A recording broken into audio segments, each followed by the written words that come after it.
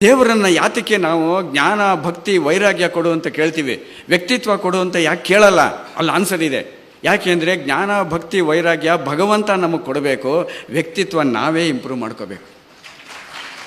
ಇದನ್ನೇ ಭಗವದ್ಗೀತೆಯಲ್ಲಿ ಕೃಷ್ಣ ಉದ್ಧರೇತ್ ಆತ್ಮನ ಆತ್ಮಾನಂ ನಾ ಆತ್ಮಂ ಅವಸಾದಯೇ ಆತ್ಮನ್ಯೇವ ಆತ್ಮನೋ ಬಂಧು ಆತ್ಮನ್ಯೇವ ರಿಪುರಾತ್ಮನಃ. ಅಲ್ಲೇ ಇದೆಯಲ್ಲ ಆನ್ಸರ್. ಅದಕ್ಕೆ ಕೇಳ್ಕೊಳ್ಳಲ್ಲ, ಕೇಳ್ಕೊಂಡ್ರೆ ಅವ್ನು ಕೊಡಲ್ಲ. ನಿಮ್ಮ ಉದ್ಧಾರ ನೀವೇ ಮಾಡ್ಕೊಳ್ಳಿ. ಆತ್ಮನ್ಯೇವ ಆತ್ಮನೋ ಬಂಧು ಆತ್ಮನ್ಯೇವ ರಿಪುರಾತ್ಮನಃ.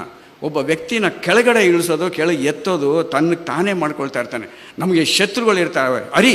ಅನ್ನೋದು ಎಷ್ಟು ಜನ ಗೊತ್ತಾ? 8 ಜನ ಶತ್ರುಗಳು ನಮ್ಮನ್ನು ವ್ಯಕ್ತಿತ್ವ ಬೆಳಿದೇ ಇರೋಂಗೆ ಮಾಡ್ತಾರೆ. 8 ಅಷ್ಟವರ್ಗ ಅಂತ ಅದರ ಹೆಸರು.